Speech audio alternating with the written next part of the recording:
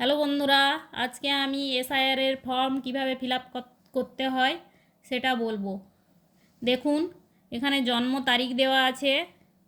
আপনাদের জন্ম তারিখ মানে ডেট অফ বার্থ যা হবে এখানে লিখবেন। তারপর আধার নম্বর দিবেন। এখন বর্তমান 2025-এর যে আধার কার্ড আপনাদের কাছে আছে সেইটা এখানে লিখবেন। তারপর মোবাইল নাম্বার, যে মোবাইল নাম্বার চালু আছে সেটা এখানে লিখবেন।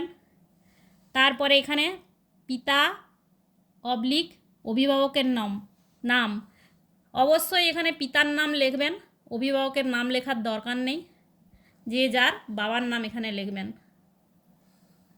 তারপর বাবার এপিক নাম্বার দেওয়া আছে, বাবার এপিক নাম্বারটা এখানে দিবেন।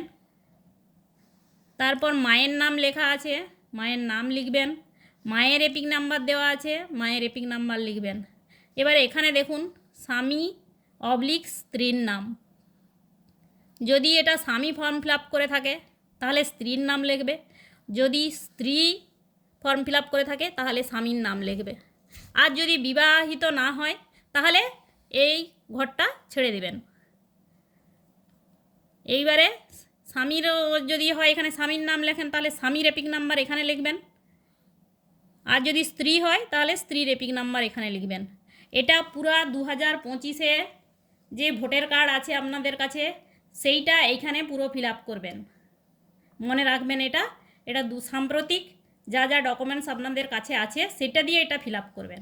এবারে আসুন এই পাশে 2002-এ যার নাম আছে সে এটা ফিল আপ করবে। এখানে যদি আপনার 2002-এর ভোটার লিস্টে নাম থেকে থাকে তাহলে আপনার নিজের নাম লিখবেন, নিজের এপিক নাম্বার দিবেন। এবারে আত্মীয়ের নাম, সেই 2002-এ যদি আপনার বাবা ভোট দিয়ে থাকেন তাহলে বাবার নাম লিখবেন, যদি মা ভোট দিয়ে থাকে মায়ের নাম লিখবেন। সম্পর্ক লিখবেন, বাবা হলে বাবা লিখবেন, মা হলে মা লিখবেন। জেলার নাম দিবেন। রাজ্যের নাম, এখানে রাজ্যের নাম পশ্চিমবঙ্গ দিবেন। বিধানসভার ক্ষেত্রের নাম, ওই লিস্টে দেখবেন 2002-এর লিস্টে বিধানসভার ক্ষেত্রের নাম কি ছিল সেইটা লিখবেন। এখানে বিধানসভার ক্ষেত্রের নম্বর সেই লিস্টেই পেয়ে যাবেন 2002-এর লিস্টে, এখানে ক্ষেত্রের নম্বর দিবেন। এখানে অংশ নম্বর দিবেন, এখানে ক্রমিক সংখ্যা দেবেন। 2002-এর লিস্টে যেখানে আপনার নামটা থাকবে তার বাম সাইডে চলে যাবেন, সেখানে ক্রমিক সংখ্যাটা থাকবে সেটা এখানে লিখবেন।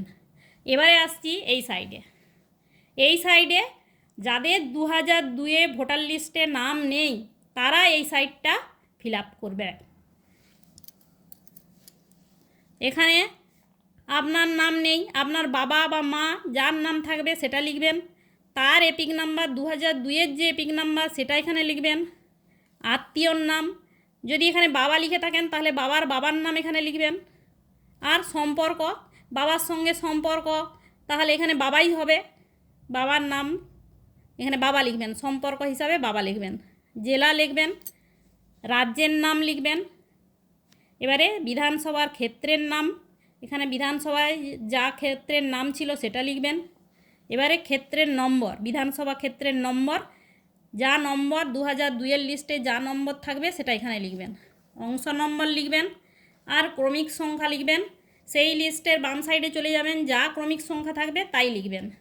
এবারে আসছি, এখানে লেখা আছে যে সই করতে, এখানে আপনারা আপনাদের নিজেদের নাম লিখবেন আর তারিখ দিবেন। হয়ে গেল। এইবারে এখানে ফটো চিটাবেন, 2 কপি ফটো সবাই করবেন। এখানে ফটো চিটাবেন একটা। বারবার করে বলছি, এটা 2025-এ যা আপনাদের ডকুমেন্টস থাকবে সেটা 2025-এর এইখানে যা ডকুমেন্টস আছে সেটা এখানে হবে। যাদের নিজের নাম আছে তা 2002-এর লিস্টে তারা এই পাশটা ফিল আপ করবে। আর যাদের নেই, তার যদি বাবা বা মায়ের কারো থাকে তাহলে সে এই পাশটা ফিল আপ করবে। যদি আপনাদের কোনো কিছু অসুবিধা হয়ে থাকে তাহলে আমাকে কমেন্ট করে জানাবেন, আমি আপনাদের সব উত্তর দেব।